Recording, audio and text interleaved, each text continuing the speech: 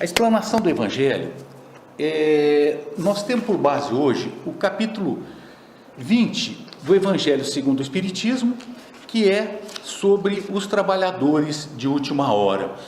Provavelmente já foi feita a semana passada e a anterior, porque são só 3 itens esse capítulo, que são só as instruções dos Espíritos. Para aquelas pessoas que estão vindo a primeira vez, o Evangelho segundo o Espiritismo é a terceira obra do Pentateuco Espírita. Nós temos 5 obras: Livro dos Espíritos, Livro dos Médiuns, Evangelho segundo o Espiritismo, Céu e Inferno e Gênese. O Evangelho segundo o Espiritismo, ele foi lançado em 1864 e ele é feito da seguinte forma: primeiro, algumas máximas de Jesus. Tira-se dos testamentos, do Novo Testamento, dos 4 evangelistas, Mateus, Marcos, Lucas e João, tiram-se alguns pedaços, porque nós tivemos sempre o costume de falar por máximas, né? Olho por olho, dente por dente, mas a gente tira do contexto. Então essas máximas foram colocadas, aquelas mais numa ordem cronológica mais conhecidas, no Evangelho segundo o Espiritismo, e aquelas que tinham sentido dúbio. Colocaram-se essas máximas. Aí o Kardec vem, faz uma explanação sobre esse assunto, sobre o tema, que no caso seria os trabalhadores de última hora, só que nesse capítulo ele não fez, ele só colocou as instruções dos Espíritos. Nos outros ele faz as suas explicações, pega instruções dos Espíritos, que são mensagens que os Espíritos mandaram de todos os lugares do mundo, isso em 1864, e de acordo com a introdução aqui do Evangelho segundo o Espiritismo, mais de 1.000 centros espíritas já existiam naquela época que mandavam as suas mensagens. Kardec fazia a seleção por assunto, via aquilo que era ou não, vamos dizer, aplicável, né? E ele foi inserindo. E nesse capítulo, provavelmente ele entendeu que não seria necessário colocar as suas explicações. E aqui nesses capítulos, nós temos esses 3 itens que são: os últimos serão os primeiros, missão dos espíritas e os obreiros do Senhor. Os últimos serão os primeiros, deve ter sido já discorrido, missão dos espíritas também, e nós ficamos com os obreiros do Senhor. Nesse capítulo, os obreiros do Senhor, nós temos esta mensagem que ela é de Jesus. Olha que interessante. Só que ele se utilizou do pseudônimo naquela época, da codificação da doutrina, o Espírito de Verdade. O capítulo 4, que é o Consolador Prometido, praticamente todas as mensagens que tem lá é do Espírito de Verdade, que é Jesus. Mas como nós sabemos que o Espírito de Verdade é Jesus? No capítulo 4, lá no Consolador Prometido, ele fala na primeira pessoa do singular: eu vos trouxe. Então, isso depois ficou, vamos dizer assim, sem dúvidas. Teve época em que houve, será que é, será que não é? Mas hoje nós temos a certeza que essas mensagens escritas pelo Espírito de Verdade realmente é Jesus.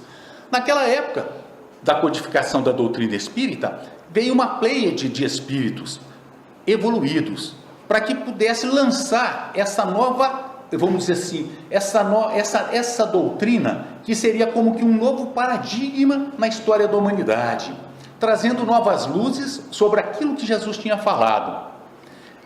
E para que seja feita como que uma revolução, porque realmente a doutrina espírita é uma revolução no pensamento, na história da humanidade, ela precisa de pessoas capacitadas ao mistério.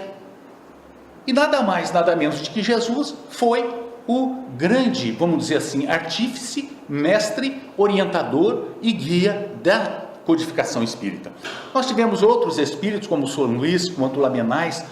A gente às vezes fala São Luís, São Lucas, São Marcos, né? Mas é para que possa direcionar os pensamentos em relação a quem escreveu.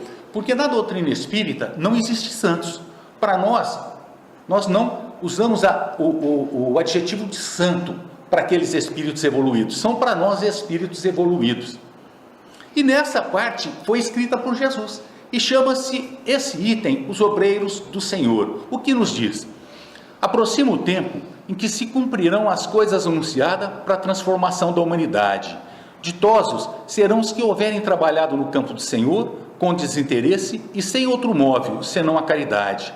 Seus dias de trabalho serão pagos pelo cêntuplo de que tiverem esperado. Ditosos os que hajam dito aos seus irmãos: trabalhemos juntos e unamos os nossos esforços, a fim de que o Senhor, ao chegar, encontre acabada a obra. Porquanto o Senhor lhe dirá: vinde a mim, vós que sois bons servidores, vós que soubestes impor silêncio aos vossos ciúmes e às vossas discórdias, a fim que daí não viesse dano para a obra. Mas ai daqueles que, por efeito das suas dissensões, houverem retardado a hora da colheita, pois a tempestade virá e eles serão levados no turbilhão. Clamarão: graça, graça. O Senhor, porém, lhe dirá: como implorais graças, vós que não tivestes piedades dos vossos irmãos, e que vos negastes a estender-lhes a mão, que esmagastes o fraco, em vez de o amparar? Como suplicais graças, vós que buscastes a vossa recompensa nos gozos da terra e na satisfação do vosso orgulho? Já recebestes a vossa recompensa, tal qual a quisestes. Nada mais vos cabe pedir, as recompensas celestes são para aqueles que não tenham buscado as recompensas da terra. Deus procede neste momento ao censo dos seus verdadeiros fiéis e já marcou com o dedo aqueles cujo devotamento é apenas aparente, a fim de que não usurpem o salário dos servidores animosos, pois aos que não recuarem diante das suas tarefas é que ele vai confiar os postos mais difíceis na grande obra da regeneração pelo Espiritismo. Cumprir-se-ão estas palavras: os primeiros serão os últimos, e os últimos serão os primeiros no reino dos céus. E aqui nós podemos nos reportar a leitura do dia, da mensagem do livro Fonte Viva, que fala das religiões, ou dos religiosos, ou daqueles grandes sábios, daquelas grandes pessoas que têm um conhecimento profundo, que têm uma sabedoria profunda, mas não aplicam.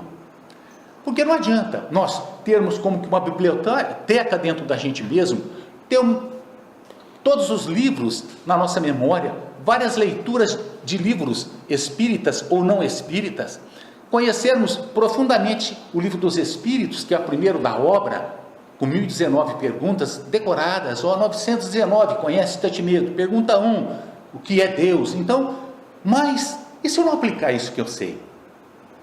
Que tipo de obreiro eu serei? Ora, é o que nos fala a lição que foi lida do Fonte Viva, e aqui dos obreiros do Senhor. Porque não adianta nós dizermos: mas como, Senhor? Eu cheguei para o Senhor, eu louvei, eu peguei, fiz graças ao Senhor, eu depositei lá no cofre de determinado lugar aqueles valores amoedados, e agora eu não tenho nenhuma recompensa. Mas a recompensa já recebeste, pela glorificação entre os homens. Mas o que fizeste de útil? O que fizeste dos talentos que eu te dei? Quais talentos? Do estudo, por exemplo. Uma pessoa que tem um conhecimento profundo de matemática, não tem nada a ver com religião, mas é uma matéria, matemática. E essa matéria está na grade do ensino fundamental, do ensino médio, e muitos alunos necessitam dessa matéria, tanto para o Enem quanto para o vestibular, e têm dificuldades em aprender a matemática, porque não é fácil. E essa pessoa sabe a matemática, ela conhece tudo de matemática, mas ela não só faz a parte dela, vai na escola, dá a aula dela, mas ela vê a necessidade daquelas crianças e ela não estica um pouquinho o seu horário para dar um reforço. Mas eu não tenho um recurso amoedado, eu sou professor, ganho pouco, sim, mas e o talento que Deus lhe deu? Qual talento? Da inteligência. Como é que você está utilizando esse talento que Deus te deu, da inteligência, para poder dar uma aula de matemática para aquelas crianças que necessitam fora do seu horário da escola? Então nós não podemos dizer que nenhum de nós tem o que dar, ou talento, ou nós somos mendigos de bens materiais para que a gente possa socorrer o nosso próximo. Todos nós os temos, de um jeito ou de outro. Quando não amoedado, esses talentos imateriais, mas que fazem muito bem. E aí fala: mas como? Meu Deus, eu ajoelhei, me humilho, cumpri promessas, deixei de tomar Coca-Cola, comer chocolate, não fui no cinema. Mas aí é um negócio que nós estamos fazendo com Deus. Mas quais foram as obras? Levou o bem a alguém você não comer chocolate? Não.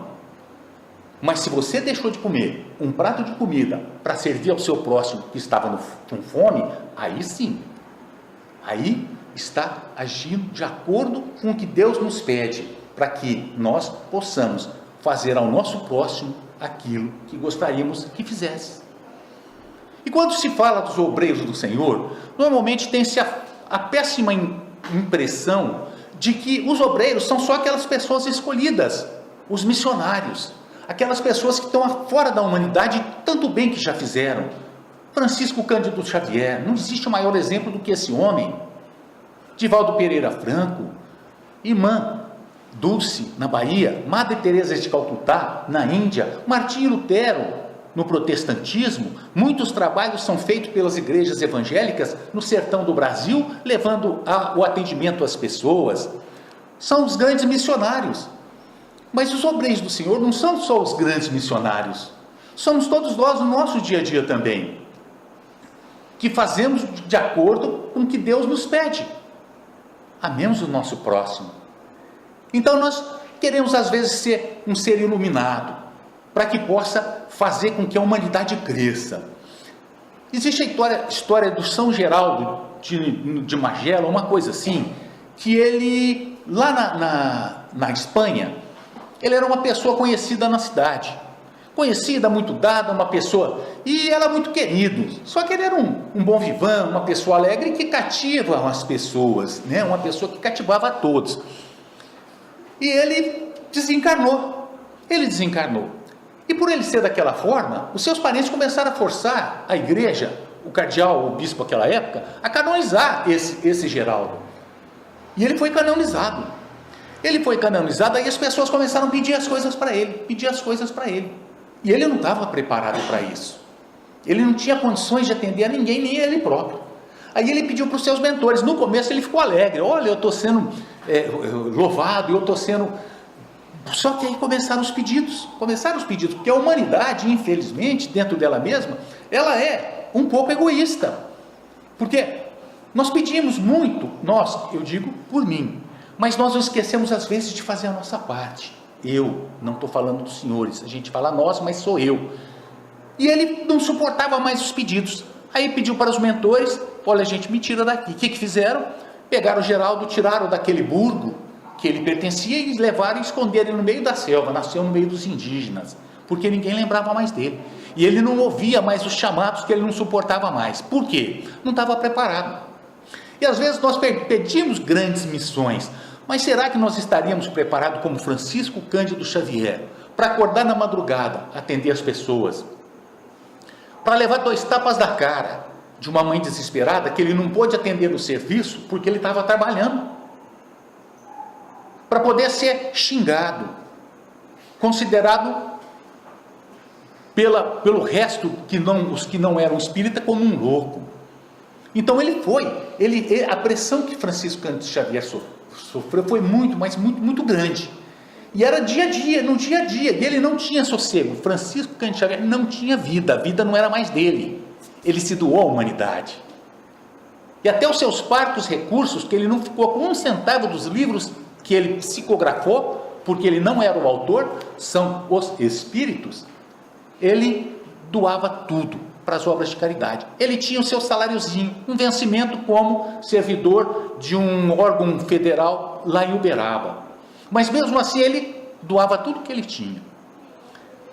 Aí eu me pergunto, eu teria condições de suportar todo aquele peso, aquela carga que Francisco Cândido Xavier suportou no decorrer da sua vida, desde criancinha, pela sua mãe, a mãe que ele mais amava, Maria João de Deus, desencarnou quando era criancinha, 2, 3 anos.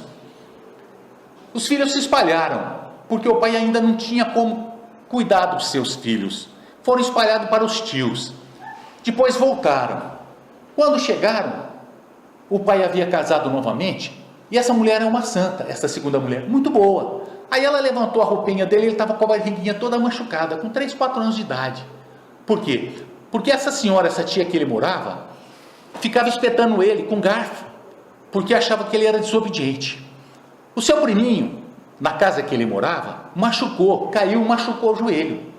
A tia do Chico fez com que ele lambesse todos os dias, 3 vezes por dia, a ferida do seu sobrinho, para que curasse. Tratava ele como um animal, e ele suportou. Mas por que ele suportou? Que nas horas de desespero ele ia para um cantinho e começava a querer chorar, sua mãe, desencarnada, aparecia para ele. Ia dando força. Tenha paciência, Chico. Foi quando essa mulher foi colocada no caminho do seu pai, aí o seu pai recolheu todos os filhos de volta. A vida do Chico foi uma vida de doação. Foi um grande missionário, um grande obreiro do Senhor. Mas nós teríamos condição de suportar isso tudo? É difícil. Mas Deus não nos pede isso. Ele nos pede para que, primeiramente, nós nos suportemos. Que possamos ser os obreiros, os artífices do nosso próprio destino, através dos nossos pequenos atos do dia a dia. Nós não temos como ser Eurípides de Barçanufo, no Triângulo Mineiro. Eurípides, ele conheceu a doutrina espírita através de uma leitura que ele fez do Livro dos Espíritos, numa noite. E ele sempre passava por uma estrada, e nessa estrada tinha uma casa que morava um leproso, hoje chama-se Hanseníase. Depois que ele leu o Livro dos Espíritos, ele, num momento, se tornou espírita, abraçou esse ser e beijou esse leproso. Eurípides Barçanufo é conhecido pelas curas que ele praticou no Triângulo Mineiro. Ele tinha vários e vários dons, mediúnicos e dons anímicos. Anímicos são dons dele, o magnetismo dele próprio, como Jesus. Eurípides tinha o dom da ubiguidade. O que ele fazia? Ele era professor, criou a escola Allan Kardec, lá em Araguari. E ele estava, Sacramento, eu errei. Ele criou uma escola Allan Kardec em Sacramento. E ele dava as aulas. E no momento de aula, os alunos já conheciam esses desprendimentos do Eurípides de Barçanufo. E quando ele ficava quieto, ele começava a ficar quieto, os alunos sabiam que ele ia fazer um atendimento. De repente, Eurípides fica quieto, se desprende, vai e faz um parto numa fazenda a não sei quantas léguas. Fez um parto. A doutrina espírita, através do Livro dos Médiuns, explica esse fato que não é um milagre. Esse fato explica o fato de Santo Antônio, que quando foi fazendo uma preleção, fez esse desprendimento, salvou seu pai que estava para ser condenado. Eurípides fez o parto, voltou, continuou a aula. De repente chega, todo esbaforido na porta da classe, o marido. Fala: seu Eurípides do céu, a minha mulher está dando à luz, e se o senhor não for atender, ela vai morrer. Ele disse: pode ir, que eu já fiz o parto. Mas como? Eu andei não sei quantas léguas a cavalo para chegar aqui em 1 hora e pouco, o senhor fez o parto e voltou? Falou: pode ir. Chegou lá, a mulher falou: meu querido, na hora que você saiu, o professor Eurípides chegou e fez o meu parto. A ambiguidade, um obreiro do Senhor, Eurípides de Barçanufo, lá em Sacramento. Mas esses são aqueles que nós conhecemos. Mas nós temos um que chama Humberto Brussolo. Vocês já ouviram falar de Humberto Brussolo? Nunca ninguém ouviu falar de Humberto Brussolo. Depois eu tenho que passar esse nome para a Janine, que a Janine gosta muito de artes, do teatro espírita. Humberto Brussolo, mais ou menos em 1910, no Rio de Janeiro ou São Paulo, ele fazia peças espíritas. E ele era autor. Ele era autor e era ator. E apresentava essas peças para todos os lugares. E ele ia fazendo a divulgação através do teatro. Só que a doutrina espírita começou a envolver de uma tal maneira que ele precisava fazer um monte de coisa, escrever artigos, aqui. Aí ele parou, não foi mais ator, mas ele não deixou de ser autor de obras espíritas, de teatros, de peças. E ele fez essa divulgação. Nunca ninguém ouviu falar nesse homem, mas foi um obreiro do Senhor anônimo. Mas o anônimo, que nós não temos o conhecimento, o que diz a lição dos obreiros do Senhor, aqueles que fazem para que todos vejam, aqueles que dão graças, simplesmente só graças, mas não tem necessidade de ser conhecido pela humanidade. O importante é que é conhecido por Deus. Deus, Ele está conosco todos os momentos de nossa vida, em todas as situações, em todas as dificuldades, todos os caminhos tortuosos ou não, pelos quais nós passamos, Deus está ao nosso lado, nos protegendo, nos amparando, nos socorrendo, nos dando força para passar por aquele problema. Porque Ele não vai fazer, não vai se, vamos dizer assim, materializar para fazer os atos que são da nossa parte. Inclusive porque nós somos os instrumentos de Deus. Nós, todos, sem exceção, somos os instrumentos de Deus. Deus faz as suas obras por nós, através de nós, por meio de nós.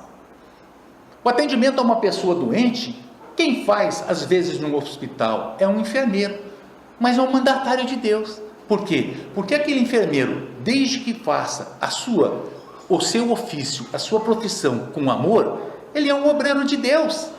Não necessariamente que esteja numa igreja, num templo, no centro espírita.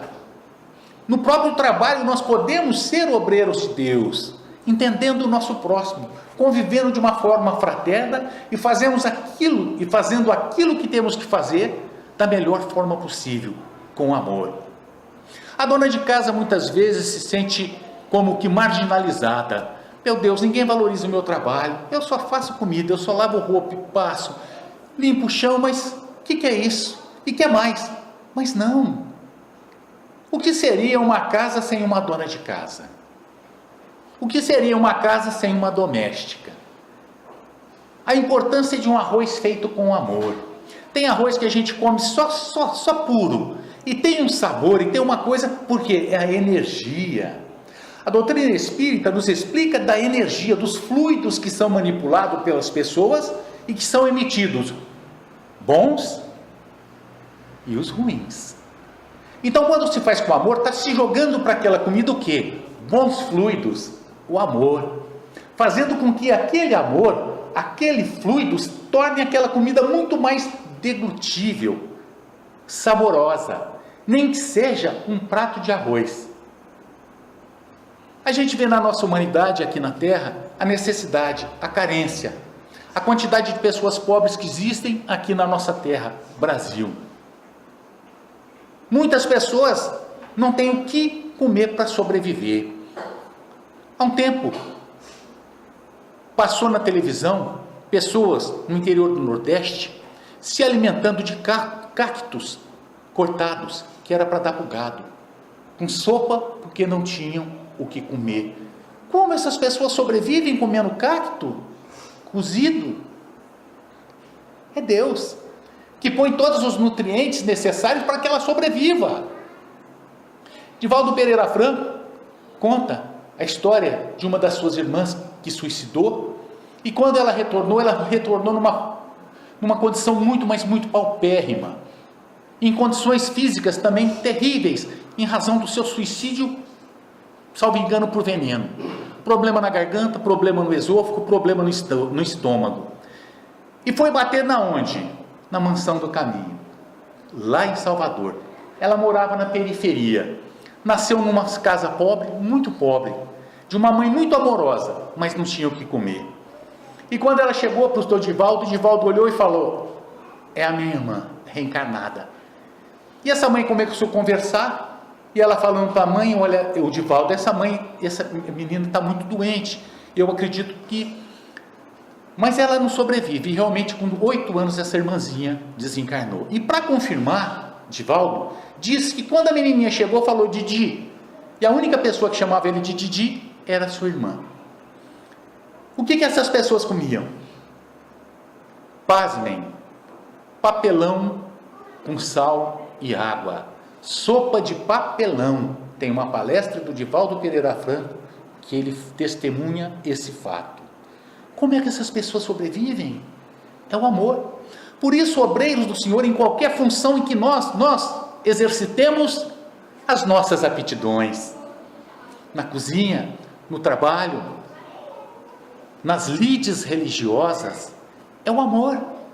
Um sorriso fraterno quando se recebe uma pessoa, um abraço amigo por alguém que te procura, um ombro para as crianças que choram ou carentes de mães e de pães.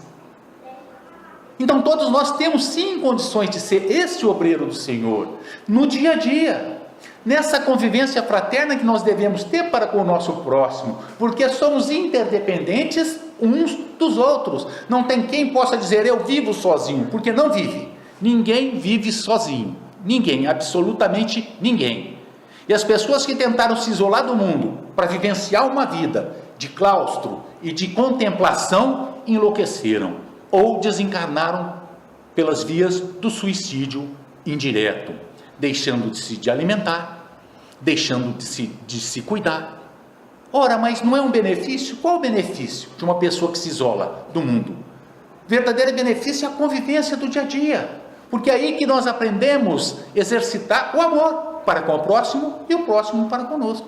Então não adianta nós nos isolarmos, mas às vezes a solidão é interessante para que nós possamos nos recompor, reflexionando, meditando, fazendo um balanço dos nossos problemas, quais a solução ou as soluções que nós estamos dando para esse problema.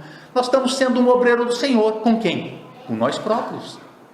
Mas qual o código divino que falou para que a gente seja um obreiro para com nós próprios? Está lá no Velho Testamento, está lá nas Antigas Escrituras, no Pentateuco Mosaico, que depois foi replicado por Jesus. Amai a Deus sobre todas as coisas, e o próximo como a ti mesmo.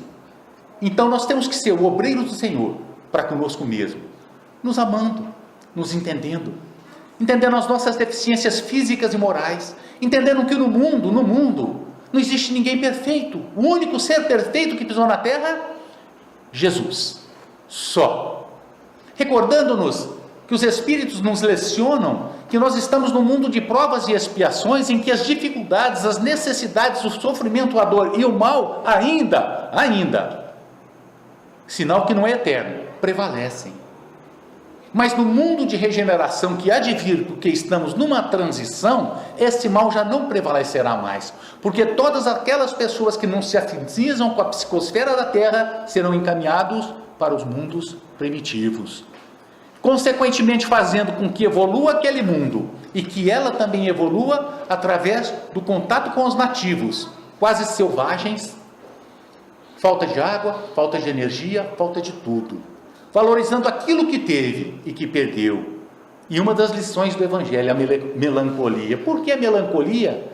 Talvez tenhamos estado em lugares melhores ou em condições melhores, mas nós não soubemos aproveitar, porque nós não fomos obreiros do Senhor para conosco mesmo, e hoje nós estamos colhendo o fruto amargo da nossa própria incúria, da nossa própria insensatez.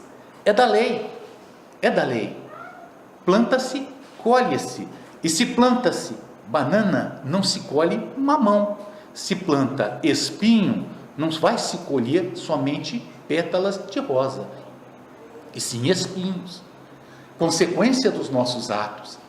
Por isso a importância dessa obra do Senhor dentro de nós próprios, a nossa reconstrução. O que é reconstruir? Começar tudo de novo, jogar tudo para baixo aquilo e recomeçar sempre, porque Deus nos dá a oportunidade do recomeço todos os dias da nossa vida, através de um simples exemplo.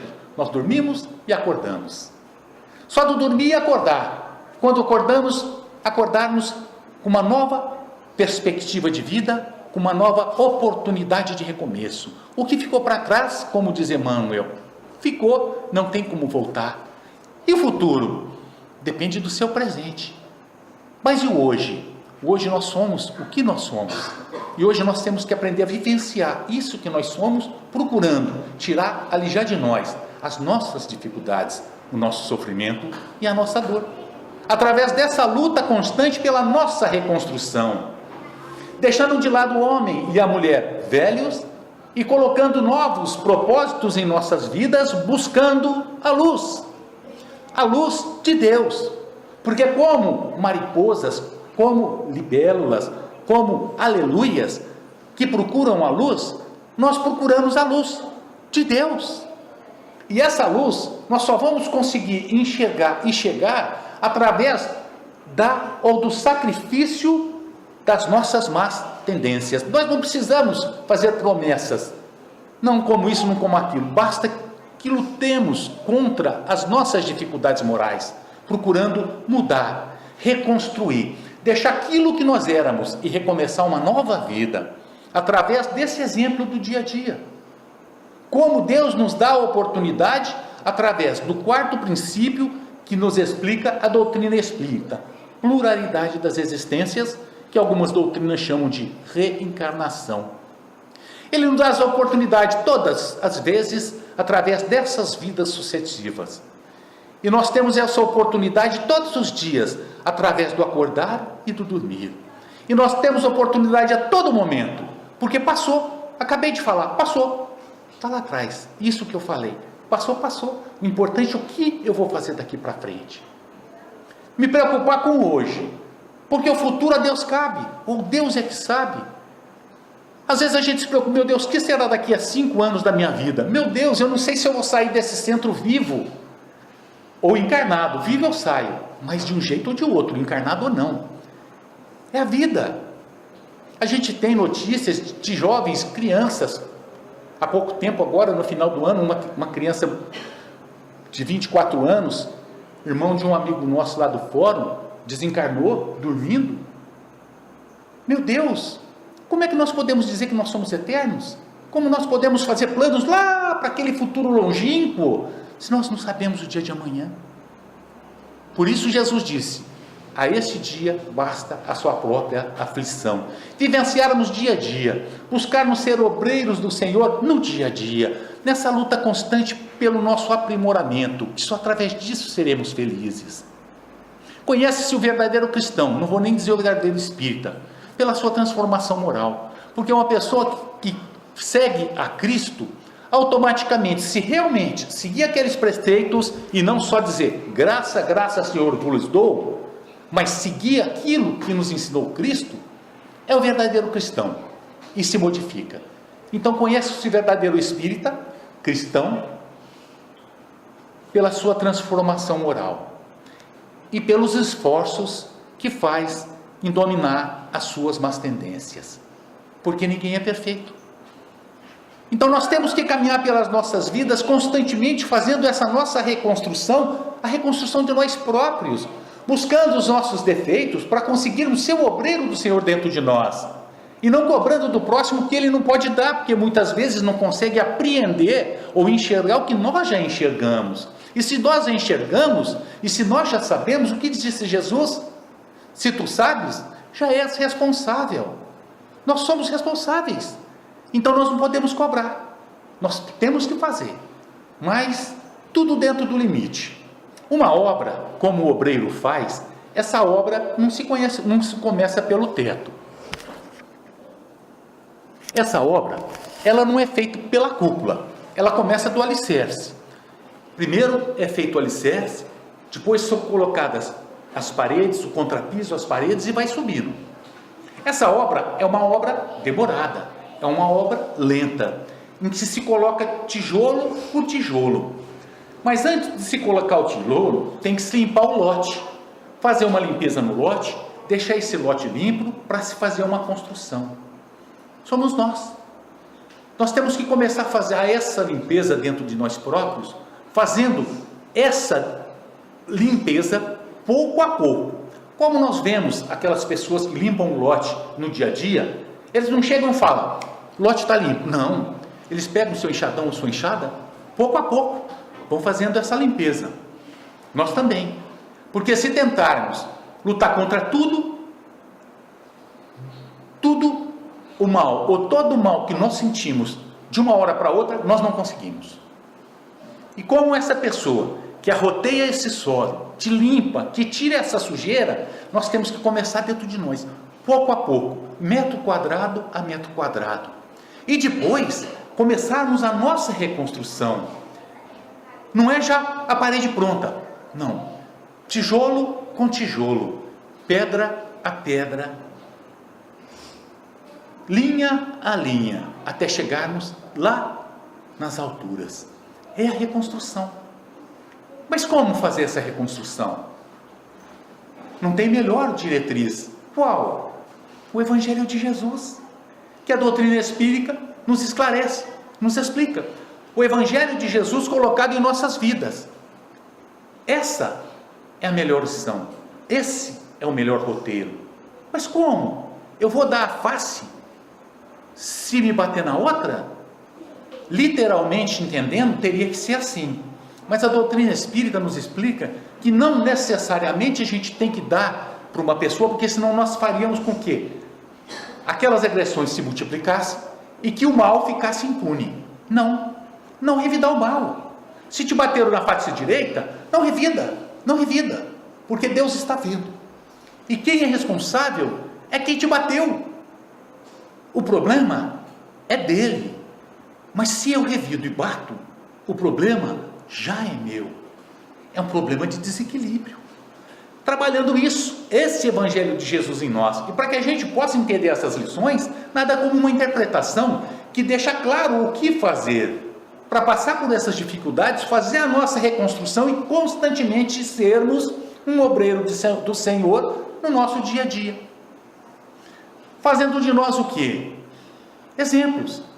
Para a humanidade? Não, para nós mesmos. Por quê? Porque nós temos que nos amar. Eu errei. Mas eu estou em crescimento. E eu ainda sou como que uma criança espiritual. Eu vou começar de novo. Eu tenho as chances que Deus me dá. Eu tenho que ter outro perdão. Auto-perdão, que não é auto-piedade. Auto-perdão é me perdoar pelos meus pecados, mas não me conformar. Perdoar, mas não me conformar com os meus pecados. E nem me acomodar. Perdoar a mim mesmo, mas procurar modificação. Me autoconhecer, o que eu sou. Será que eu estou aqui na terra só para ser um joguete de Deus que me faz sofrer? Quem de nós aqui, adultos, tem muitos adultos aqui dentro que não sofrem? Quem de nós pode dizer que eu não tenho um sofrimento, eu sou absolutamente feliz? Não é feliz. Por quê? Porque ainda nós não aprendemos a ser felizes. E esse autoconhecimento é o que eu sou, espírito imortal. O que eu estou fazendo na terra? A doutrina nos explica uma necessidade que você tem, porque houve alguns erros que hoje têm que ser reparados. Mas para onde eu vou? Eu vou acabar no túmulo? Não. O túmulo é só a final de uma vida física. É a morte do corpo físico e o renascimento do espírito. É como a ressurreição do espírito. Deixou seu corpo, mas continua. Mas eu estou com essas pessoas por quê? Por que eu estou com a Leia, com a Amanda na minha casa, como esposa e filhos, ou filha? Tem uma razão de ser. Mas por que às vezes nós temos desavenças? Porque não somos iguais. Ela pensa de uma forma e eu penso de outra forma. Obviamente que vai ter atrito, que é natural, porque o atrito faz com que as pessoas cheguem a um consenso. E esse consenso chama-se amor. Porque o amor não é um amor à primeira vista, aquele amor explosivo. Isso é paixão, que acaba. O amor é convivência. O amor se aprende na convivência do dia a dia, na compreensão, naquela vivência de amor para com o próximo. E a doutrina vai nos explicando isso tudo, nos mostrando essa nossa realidade, desse conhecimento de nós mesmos. Aí nós encontraremos a felicidade, porque ela não está num carro, não está numa cadeira, não está numa pessoa, a felicidade nossa, ela está dentro do nosso coração. Porque Jesus dizia: aonde está o seu tesouro? É onde está o seu coração. Que sejamos, portanto, meus irmãos e minhas irmãs, obreiros do Senhor, que não queiramos ser grandes luminares da humanidade, que possamos ser os pequenos artífices do nosso destino, os pequenos artífices da felicidade do nosso próximo, através da nossa própria felicidade. Que possamos fazer do nosso dia a dia a nossa seara de trabalho, independentemente de seja religioso ou não seja religioso. Do nosso trabalho, nosso local de trabalho, um local de convivência fraterna, entendendo que aquelas pessoas como eu têm as suas necessidades, as suas deficiências e os seus desejos, nos colocando na vida como seres importantíssimos, porque todos, sem exceção, somos filhos de Deus. E somos filhos de Deus. Se somos herdeiros do universo, meu Deus, se Deus está conosco, quem será contra nós? é uma questão de paciência e de conhecimento. Que sejamos, então, um obreiro do Senhor no nosso dia a dia, na nossa convivência no lar, no trabalho, na rua, nas lides voluntárias e principalmente dentro de nós mesmos. Que Deus abençoe a todos de ambos os lados da vida. Essa é a lição do Evangelho. Obrigado.